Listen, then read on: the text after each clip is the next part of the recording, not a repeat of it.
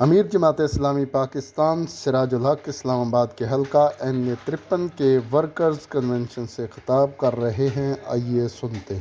ہم نے اپنی آنکھوں سے دیکھا کہ ایک بار نہیں بار بار یہاں فوجی جرنیلوں نے حکومتی کی اور 35 سال یہاں ضیاء الحق اور ایوب خان، یحییٰ خان اور پرویز مشرف تمام تر اختیارات کے ساتھ حکمران رہے، لیکن ان کی حکمرانی کا جو نتیجہ نکلا کہ پاکستان تو حصوں میں تقسیم ہو گیا اور ہم ایک قوم نہیں بن سکے۔ آج بھی ہم کہتے ہیں کہ کوئی پٹھان اور کوئی پنجابی، سندھی اور بلوچ تو ہے، لیکن پاکستان میں آپ کو ایک پاکستانی قوم نہیں ملے گی۔ یہ کس نے اس قوم کو رنگ اور نسل کی بنیاد پر تقسیم کیا؟ اور بقیہ جو عرصہ ہم نے دیکھا، یہ سیاسی لیڈروں نے یہاں اقتدار کی ہے، پیپلز پارٹی، مسلم لیگ اور PTI نے، اور یہ سب پارٹیاں ان جرنیلوں کے پروردہ تھے۔ ان تمام لوگوں نے فوجی گھملوں میں پرورش پائی ہے، اسٹیبلشمنٹ کے سپورٹ سے تمہاری اوپر یہ لوگ مسلط رہے، اور آج 74 سال بعد بھی اگر پوری قوم حیران پریشان ہے، سانس لینا مشکل ہو گیا ہے، جسم اور جان کا رشتہ بحال رکھنا مشکل ہو گیا ہے، تو یہ ان فوجی جرنیلوں جنہوں نے حکومت کی ہے اور ان کے پروردہ ان 3 پارٹیوں کی وجہ سے اس ملک کا یہ حشر ہو گیا ہے۔ میرے دوستو، اس وقت جو حکومت تمہاری اوپر مسلط ہے، آنے سے قبل انہوں نے اعلانات کیے تھے کہ ہمارے ساتھ 200 معاشی ماہرین ہیں، اور جب اور جیسے ہماری حکومت قائم ہو گئی تو ڈالروں کی بارش ہوگی اور ہم دوسروں کو قرضے دیں گے۔ لیکن حکومت قائم ہو گئی تو پتہ چلا کہ جو معاشی ماہر ہے اس کا نام اسد عمر صاحب ہے، اور چند مہینے بعد خود عمران خان نے کہا کہ ان کی کارکردگی اچھی نہیں ہے، تو پھر ورلڈ بینک سے ایک بابو صاحب کو لایا، حفیظ شیخ صاحب، اس کو تمہارے اوپر مسلط کیا، اور اسٹیٹ بینک کو بھی IMF کے حوالے کیا، اور پھر حفیظ شیخ نے پاکستان کی کرنسی کا جو حشر کیا کہ ایک کاغذ کا ٹکڑا بنایا، قیمتوں میں اضافہ کیا، اور جب ورلڈ بینک اور IMF نے ان سے اپنا کام لیا تو پھر عمران خان صاحب نے اس کو ایک نامعلوم مقام کی طرف بیچ کر جناب شوکت ترین صاحب کو وزیر خزانہ بنایا۔ اور مجھے یاد ہے کہ سینٹ میں ایک سینیٹر نے جو PTI سے تعلق رکھتے تھے، یوسف رضا گیلانی سے کہا کہ میں آپ کے ساتھ مناظرہ کرنا چاہتا ہوں، معیشت پر بات کرنا چاہتا ہوں، تو یوسف رضا گیلانی نے کہا کہ میرے کیبنٹ میں جو لوگ تھے وہ اب سارے آپ کے ساتھ بیٹھے ہیں، تو میں کس کو ساتھ لے کر آپ کے ساتھ مناظرہ کروں؟ اور پھر شوکت ترین کو وزیر خزانہ بنایا، اور ان کو چند مہینے وزیر رکھ کر اب ان کو بھی وزیر کے بجائے مشیر بنایا، اور اسی طرح پاکستان کے 22 کروڑ عوام کے ساتھ PTI کا یہ غیر سنجیدہ ٹولہ تمہارے ساتھ مزاح کر رہا ہے۔ یہاں قیمتوں میں اضافہ ہوا، لوگ رو رہے ہیں، خودکشی کرنے پر مجبور ہے، اور ایک وفاقی منسٹر میڈیا کے سامنے تجویز دے رہا ہے کہ اگر کوئی آدمی 100 نوالے کھاتا ہے تو آپ کہتے ہیں کہ 9% مہنگائی میں اضافہ ہوا ہے، تو آپ 9 نوالے کم کھائیں تو علاج یہی ہے۔ اگر کوئی پیالی میں 100 दाने शुगर डालता है, चीनी के दाने डालते हैं और कहते हैं कि 9% इजाफा हुआ है, तो आप चम्मच में 9 दाने कम डालें, तो इस तरह इसका इलाज होगा। और खुद वजीर आजम साहब यही कहते हैं कि बस सब्र करे और सुकून कब्र में मिलेगा। गुज़श्ते दिनों बनी गाला के बाहर लोग जमा थे, चीख और पुकार और नारे लोग लगा रहे थे।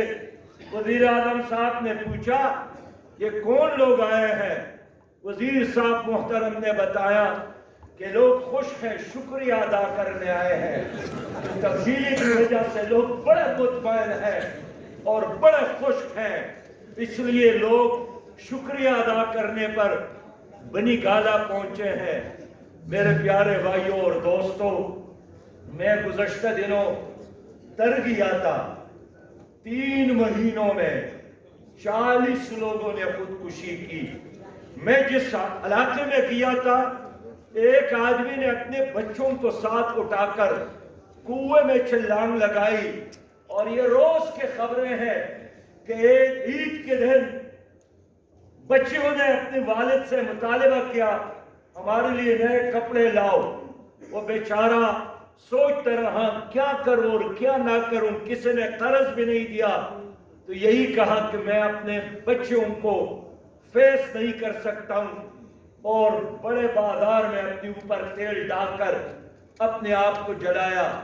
मेरे दोस्तों और मेरे भाइयों, मैं खुद 2 बार सीनियर मिनिस्टर रहा हूं और बहुत सारे लोगों के साथ मेरा ताल्लुक रहा है, लेकिन मैं तजर्बे की बुनियाद पर कहता हूं कि इतना गैर संजीदा लोग मैंने अपने मुल्क में नहीं देखे हैं जितना एक गैर संजीदा तबका इस वक्त इस मुल्क पर मुसल्लत है। लोग पूछते हैं तब्दीली कहाँ आई? ये जवाब देते हैं कि हमने 6 बार पंजाब के चीफ सेक्रेटरी को तब्दील किया। इसको आप तब्दीली नहीं समझते हैं? हमने 7 बार पंजाब के IGP को तब्दील किया, इसको आप तब्दीली नहीं समझते हैं? और बेशर्मी के इंतहा है कि जहां शुगर का स्कैंडल है इनके लोग इन्वॉल्व है, जहां आटे का स्कैंडल है इनके वजीर इन्वॉल्व है, जहां दवाई का स्कैंडल है इनके लोग इन्वॉल्व है, जहां लैंड स्कैंडल है इनके लोग इन्वॉल्व है। और इमरान खान उनको कहते हैं बस चंद दिन आप खामोश रहे, टीवी के सामने आने की कोशिश ना करें, इधर से उठाकर उधर रखते हैं और उसी माफियाज को दोबारा एक और एतमाद देकर तुम्हारी ऊपर मुसल्लत किया जाता है। मैं आप भाइयों से मशवरा करना चाहता हूं कि कौन लोग हैं, जरा इनके हिस्ट्री को देखे, इनके मादी को देखे। ये पीपल्स पार्टी के लोग हैं, ये मुस्लिम लीग के लोग हैं, ये MKM के लोग हैं, जो इस वक्त पीपल पार्टी और मुस्लिम लीग और MKM को छोड़कर PTI की सूरत में तुम्हारे ऊपर मुसल्लत किए गए। इमरान खान साहब ने एक बार फरमाया था कि मैं सऊदी अरब और ईरान के दरमियान सुलह कराना चाहता हूं। ईरान ने कहा कि हमने तो नहीं कहा, सऊदी अरब ने भी कहा कि हमने तो कोई इशारा। फिर इमरान खान ने कहा कि नहीं, मैं अमेरिका और ईरान के दरमियान भी सुलह कराना चाहता हूं। आज उनकी अपनी हालत यही है कि इनका टेलीफोन कोई उठाने वाला नहीं है, कोई हाथ में लाने वाला नहीं है, और आज इनके गलत हिकमत अमली की वजह से पाकिस्तान का पासपोर्ट सारी दुनिया के पासपोर्टों में सबसे कम तरीन दर्जे और 5 खराब तरीन पासपोर्टों में शामिल है। यही लोग थे जो कहते थे हम ग्रीन पासपोर्ट को इज्जत देंगे, यही लोग थे जो कहते थे कि अगर रुपया की कदर में कमी हो और डीजल और पेट्रोल और चीनी की कीमत में इजाफा हो तो समझना कि वक्त का हुक्मरान चोर है। लेकिन आज एक दिन नहीं, हर दिन पाकिस्तान की रुपया की कदर में कमी اور پاکستان کے خوراک کی چیزوں میں اضافہ ہوتا ہے. میں پوچھنا چاہتا ہوں ایک چیز ٹھیک کرتے نا, ہم مانتے کہ آپ نے یہ ایک کام کم از کم ٹھیک کیا, آپ سٹیل مل کو ٹھیک کرتے. سٹیل مل میں اس وقت روزانہ بلین خسارے میں اضافہ ہوتا ہے. آپ ریلوے کو ٹھیک کرتے, 373 سے زیادہ چھوٹے بڑے حادثات ہو گئے ہیں. آپ پی اے کو ٹھیک کرتے, آج آپ کا جہاز کبھی ملیشیا والا پکڑتا ہے. اور آج آپ دیکھیے کہ جو ریلوے انگریز نے ان کے حوالے کیا تھا, اس حکومت میں آنے کے بعد ہر حکومت نے ان کو تباہ کیا ہے. لیکن اس حکومت میں 83 ہمارے ریل بند ہو گئے ہیں اور صرف چند رہ گئے. اب حکومت کہتی ہے ہم نے سٹیل مل کو بھی فروخت کرنا ہے, ہم نے پی ٹی سی ایل کو بھی ختم کیا, ہم نے پی آئی اے کو بھی ٹھیکیدار کے حوالے کرنا ہے, ہم نے بڑے بڑے ہاسپٹلس کو بھی ٹھیکیداروں کے حوالے کرنے ہیں, ہم نے یونیورسٹیوں کو بھی ٹھیکیداروں کے حوالے کرنا ہے. تو میں آپ سے پوچھنا چاہتا ہوں کہ پھر آپ کا کیا کام ہے؟ کیا علی شان دفاتر میں بیٹھ کر قوم کو وی آئی پی کلچر کے خاطر اور آئی ایم ایف اور ورلڈ بینک کے قرضوں کے خاطر نہ جوڑنا, اب صرف یہ آپ کا کام رہ گیا ہے؟ میرے دوستو, ان لوگوں کی وجہ سے پاکستان کی درگت ساری دنیا میں بن گئی ہے. گزشتہ حکومتوں نے بھی پاکستان کو اتنا بدنام کیا کہ امریکی عدالت میں ایک وکیل نے کہا کہ پاکستانیوں کو قرضہ نہ دو, یہ تو $2 کے عوض اپنی ماں کو فروخت کرنے کے لیے تیار ہے. یہ اتنا کمزور قوم ہے, اس لیے کہ تمہاری حکمرانوں نے ڈاکٹر عافیہ کو فروخت کیا, ایمل کانسی کو فروخت کیا, یوسف رمزی کو فروخت کیا.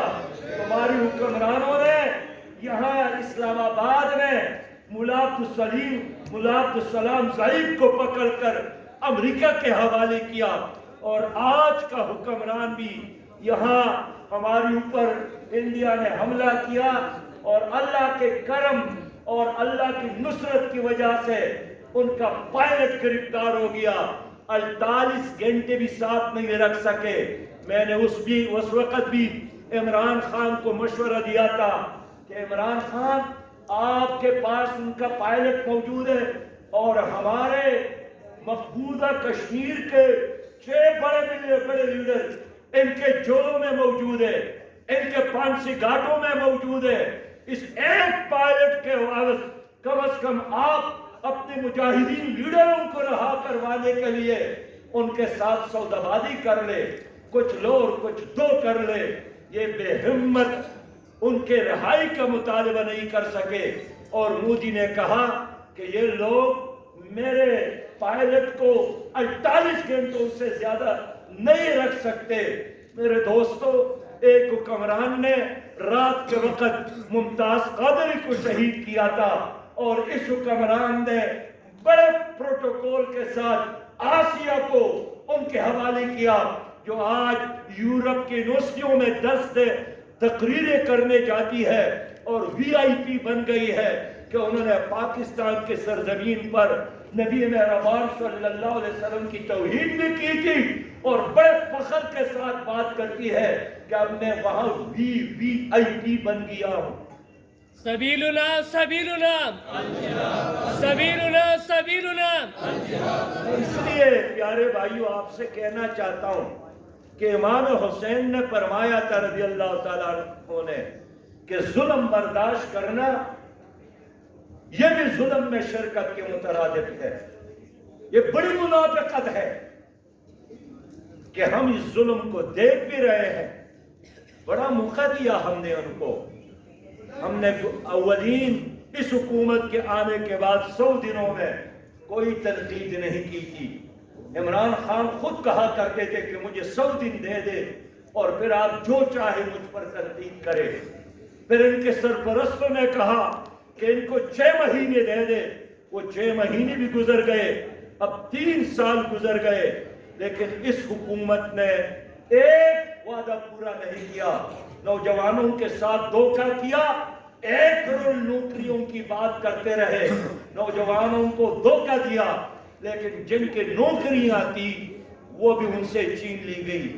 انہوں نے کسانوں کے ساتھ دھوکہ کیا، انہوں نے مزدوروں کے ساتھ دھوکہ کیا، انہوں نے دیگر لوگوں کو یہی جھانسا دیا تھا کہ ہم آپ کو 50 لاکھ گھر بنا کر دیں گے، ایک آدمی کو گھر نہیں دیا۔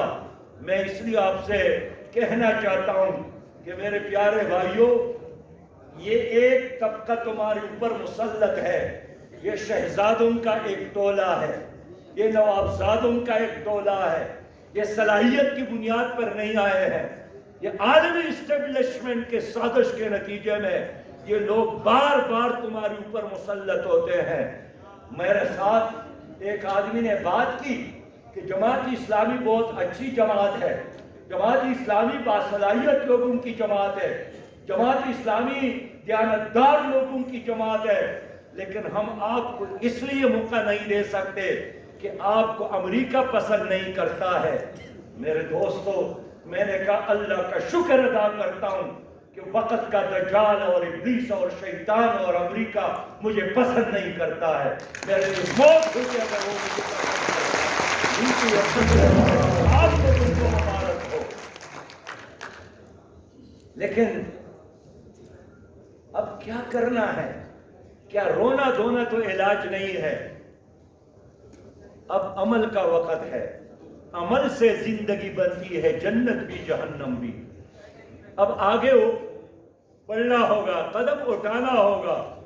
تو مجھے میرے بھائیوں نے بتایا کہ سارے بلاک کوٹ کی صدور ہے، یہ ہمارے یونٹس کے صدور ہے۔ میں آپ سے بات کرنا چاہتا ہوں کہ آج آپ لوگ اٹھیے، اپنے لیے نہیں، آئندہ نسلوں کے لیے اس پاکستان کو محفوظ بنانا ہے۔ میں آپ سے اپیل یہی کرنے آیا ہوں کہ آج پاکستان ایسے ٹولے کے ہاتھوں میں آیا ہے جنہوں نے پاکستان کے اداروں کو بھی میزاب بنایا ہے۔ کتنے دن ہو گئے قوم جل رہی ہے مہنگائی میں، اور پنڈی اور اسلام آباد اسی میں لگے ہیں کہ سمرت گئی ہے اور سمری آئی ہے، اور کہتا ہے میں دستخط نہیں کروں گا، اور کہتے ہیں کہ دستخط کرنا ہوگا۔ تمہاری سمریوں سے لوگوں کو کیا غرض ہے؟ لوگ روٹی چاہتے ہیں، لوگ مہنگائی سے نجات چاہتے ہیں، لوگ اپنے تعلیم یافتہ ڈگری ہولڈر بیٹے کے لیے روزگار چاہتے ہیں، لیکن بخدا یہ لوگ اپنی محبت میں گرفتار ہے، یہ اپنی ذات کے عشق میں مبتلا ہے، یہ خدا بننے کی خواہش رکھتے ہیں۔ اس لیے ہم آپ سے مشورہ کرنے آئے ہیں کہ ادارے تباہ ہو گئے، حکومت کہتی ہے وزراء کے الیکشن کمیشن کے دفتر کو آگ لگانی چاہیے۔ کیا کسی جمہوری حکومت کو، کسی جمہوری حکومت کے وفاقی وزیر کو اس طرح بات کرنی چاہیے؟ اب یہ عدالت کو بھی مٹی میں لینا چاہتے ہیں، الیکشن کمیشن کو بھی، اور جو یہ بار بار کہتا ہے کہ میں انٹرویو لینا چاہتا ہوں۔ آپ کے خیال میں کیا انٹرویو ہوگا؟ یہی ہوگا نا کہ آئندہ الیکشن میں میرے ساتھ دوں گے کہ نہیں دوں گے؟ جو ماضی میں ہوا ہے اسی طرح میرے ساتھ تعاون کریں گے کہ نہیں کریں گے؟ اور کیا انٹرویو ہے؟ میرے دوستوں اور میرے بھائیوں، جمہوریت کو بھی مذاق بنایا گیا ہے، آئین کو بھی مذاق بنایا گیا ہے، پولنگ سٹیشن کو بھی توقیر کیا گیا ہے۔ اگر یہی حالت رہی، تو ایک بادشاہ نے وزیر سے پوچھا تھا میری حکومت کب ختم ہوگی؟ انہوں نے کہا کہ جب جنگل کے درخت تمہارے محل کی طرف چل پڑیں گے۔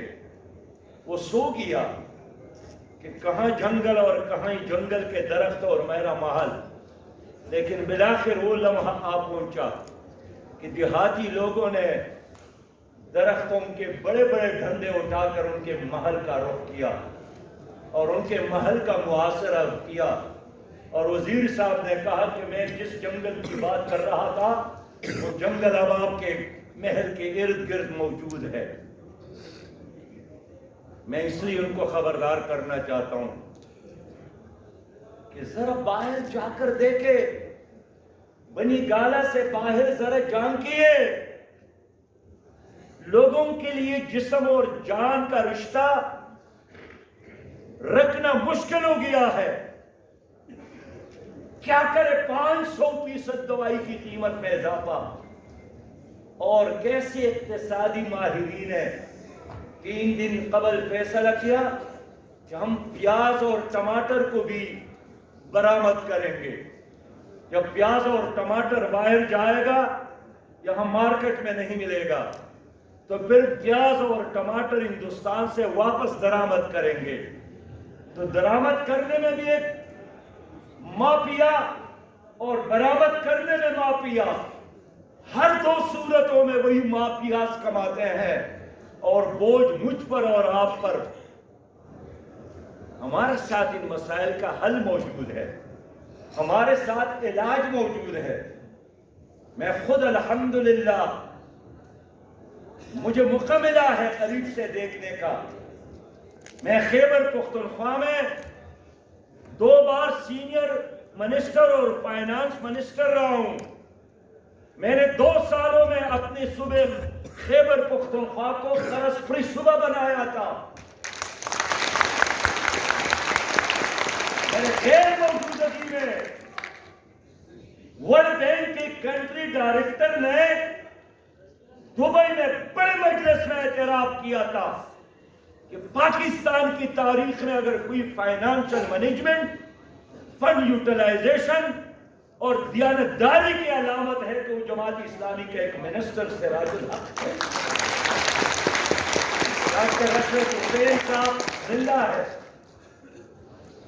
وہ واپس آئے، مجھے کہا، وہ مولوی صاحب کراچی میں ملے، مجھے کہا مولوی صاحب آپ نے کیا دم ڈالا ہے جان وال پر؟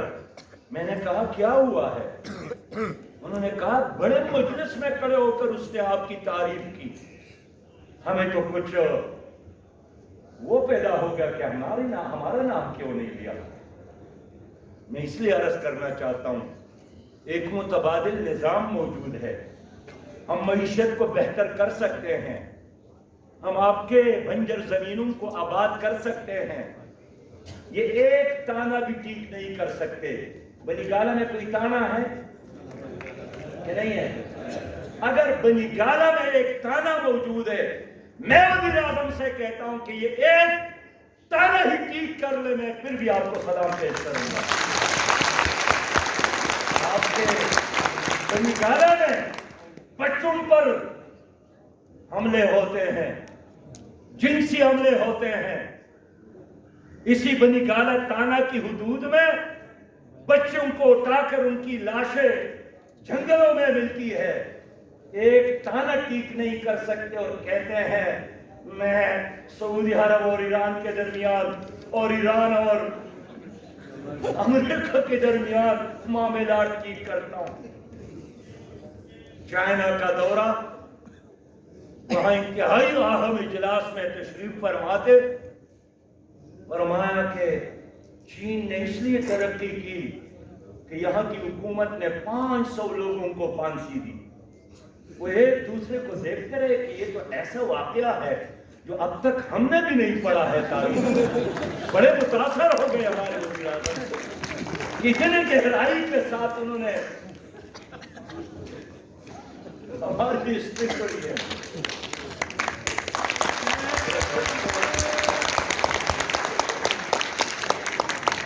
کرکٹ اور حکومت میں بڑا فرق ہے،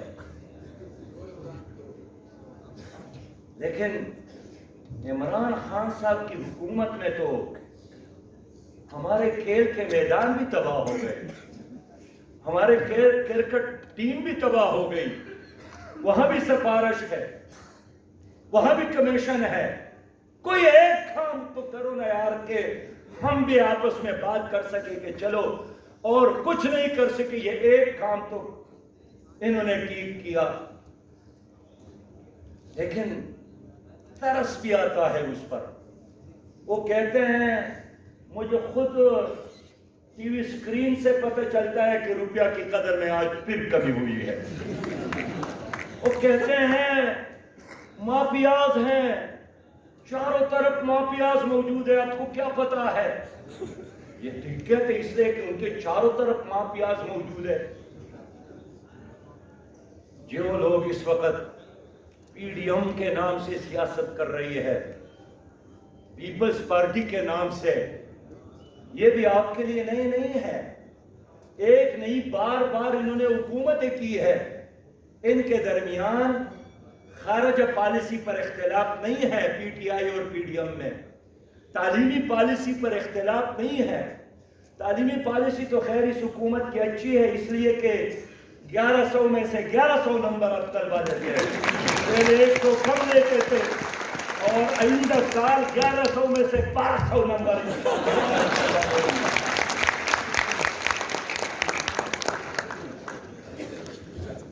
ان کا کیا جاتا ہے؟ 1100 لے لے، 1200 لے لے، 1500 لے لے، بھائی تبدیلی ہے نا۔ میں یہی کہنا چاہتا ہوں، ان کے درمیان کوئی اختلاف نہیں ہے، خارجہ پالیسی پر اختلاف نہیں ہے، کشمیر پالیسی پر اختلاف نہیں ہے، IMF اور ورلڈ بینک کی غلامی پر اختلاف نہیں ہے، FATF کے قوانین، ان کے تحت جو دباؤ میں جو قوانین حکومت نے بنائے ہیں، ایک دوسرے کو سپورٹ کیا۔ آرمی چیف کے ایکسٹینشن کے موقع پر کس طرح سب نے مل کر ٹپے لگائے۔ کیا اختلاف ہے؟ آپ مجھے بتائیں۔ اختلاف ایک چیز پر ہے کہ یا تو ہمیں شریک اقتدار کرو، یا آپ گھوڑے سے اترو، تھوڑا سا ہم بھی بٹا دو۔ مفادات کی لڑائی ہے، خاندانوں کی لڑائی ہے، اس لیے ہم عوام کی لڑائی لڑ رہے ہیں، ہم غریبوں کی لڑائی لڑ رہے ہیں، ہم مظلوموں کی لڑائی لڑ رہے ہیں۔ اور میں پیپلز پارٹی اور مسلم لیگ اور پی ٹی آئی کے ورکر سے کہنا چاہتا ہوں کہ خدا کے لیے اس ملک کو اگر آپ قائم رکھنا چاہتے ہیں تو اب آ کر جماعت اسلامی کا ساتھ دیں۔ اس ملک میں دو پارٹیاں ہیں، ایک ظالموں کی پارٹی اور ایک مظلوموں کی۔ ظالموں کے پارٹیوں میں ظلم کا ساتھ دینے کی بجائے عام جماعت اسلامی کا ساتھ دے دے، ایک چانس اس ملک میں اسلامی حکومت کو بھی ملنے چاہیے۔ میں اس لیے آج کاشف چودھری صاحب کی اس حلقے کے نوجوانوں سے اور یہاں کے باشعور شہریوں سے بات کرنے آیا ہوں کہ آپ لوگوں نے اپنی ذمہ داریوں کو پورا کرنا ہے۔ اب دیکھیے، آپ اسلام آباد کے لوگ ہیں، اسلام آباد، تو آپ مجھے بتائیں آپ کی عدالتوں میں اسلام ہے؟ آپ کے تعلیمی اداروں میں اسلامی نظام تعلیم ہے؟ آپ کے بینکوں میں اسلامی نظام معیشت ہے؟ تو کہاں اسلام آباد؟ اس اسلام آباد کو حقیقی اسلام آباد بنانے میں آپ لوگ اپنا کردار ادا کریں، تاکہ باہر سے لوگ آ کر دیکھ لیں ایک نظر، اور واپس یورپ اور افریقہ اور دوسرے ممالک جا کر گواہی دے لے کہ میں نے اسلام آباد اپنی آنکھوں سے دیکھا ہے، وہاں صفائی ستھرائی کو دیکھا ہے، وہاں لوگوں کو سہولیات دیتے ہوئے ہم نے حکومت کو دیکھی ہے۔ میرے بھائیوں، یہاں باہر سے ایک خاتون آئی تھی ہماری اسلام آباد کی کسی طالب علم کے ساتھ باہر پڑھ رہی تھی، تو وہ ادھر آئی تھی، تو ان کو وہ بیچارہ کہیں ہوٹل میں لے گئے اور واپس آ رہے تھے، پولیس نے ان کو پکڑا، پوچھا تمہارے ساتھ نکاح نامہ ہے؟ انہوں نے کہا کہ یہ مہمان خاتون ہے اور یہاں آئی تھی تو میں نے ان کو ہوٹل میں ڈراپ کرنا ہے، مہمان ہے۔ انہوں نے کہا مہمان چھوڑو، نکاح نامہ دکھا دو۔ اس بیچارے نے کوئی 5000 کا نوٹ نکال کر اس کو دے دیا، اجازت تو ملی جانے کا۔ اس مہمان خاتون نے میزبان سے پوچھا کہ آپ سے یہ کیا پوچھ رہے تھے؟ تو اس نے کہا کہ یہ پولیس آفیسر ہے، یہ پوچھ رہے تھے کہ راستے میں کوئی تکلیف تو نہیں ہوئی؟ تو انہوں نے پھر پوچھا کہ آپ نے یہ جو نوٹ دیا یہ کیوں دیا؟ انہوں نے کہا کہ غریب لوگ ہیں، رات بھر سردی میں پہرا دیتے ہیں، تو میں نے ان کو شاباش کے طور پر یہ 5000 دیا۔ اس نے ڈائری میں لکھا کہ اسلام آباد کی پولیس بڑے اچھے ہیں، آدھی رات بھی لوگوں کا حال پرسی، اور لوگ بھی اچھے ہیں کہ ان کی بھی حوصلہ افزائی کرتے ہیں۔ تو کیا آپ نہیں چاہتے کہ اسلام آباد حقیقی معنوں میں اسلام آباد بن جائے؟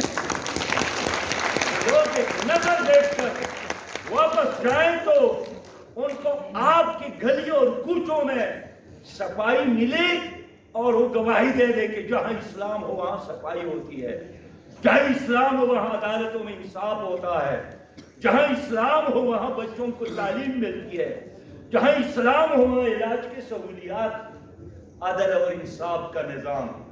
اس لیے سنجیدہ باوقار طریقے سے اس اسلام آباد کو حقیقی معنوں میں اسلام کا دارالخلافہ بنا۔ اور دارالخلافے کا کیا مطلب ہے کاشف؟ دارالخلافے کا مطلب یہی ہے کہ وہاں خلیفہ ہو۔ تو آپ کے ملک میں کوئی خلیفہ ہے؟ اس لیے پیارے بھائیوں اور نوجوانوں، اتنا بڑے اجتماع مزید ہمیں کیا کرنا ہے؟ میں چاہتا ہوں کہ اپنی تقریر کو یہاں چھوڑ کر آپ سے بات کروں کہ بقیہ جو ہم نے کیا کرنا ہے اس نظام اور اس حکومت کے حوالے سے۔ یہ اعلان میں 31 اکتوبر کو کرنا چاہتا ہوں، تو لاکھوں لوگ ہوں گے انشاءاللہ، نوجوان ہوں گے۔ تو یہاں جتنے لوگ موجود ہیں ذرا اپنے سیٹوں پر کھڑے ہو جائیں تاکہ آپ کی یہ تھکاوٹ ختم ہو۔ جتنے لوگ موجود ہیں یہاں پر، جتنے لوگ موجود ہیں، آپ کے تمام خاندان والے، آپ کے تمام رشتہ دار، آپ کے تمام دوست 31 اکتوبر کو 2 بجے کہاں پر؟ ڈی چوک میں۔ کون سے چوک میں؟ ڈی چوک میں۔ میں اس کا استقبال کروں گا، اور ہم نے مزید کیا کرنا ہے انشاءاللہ، یہ ظلم ہم برداشت مزید نہیں کر سکتے۔ اس وقت ایک سیاسی ضرورت ہے کہ ہم عوام کی رہنمائی کرے، قیادت کرے، مظلوموں کی ترجمانی کرے۔ تو انشاءاللہ 31 اکتوبر کو میں آئندہ کا عمل اعلان کروں گا۔ وآخر دعوانا الحمدللہ رب العالمین۔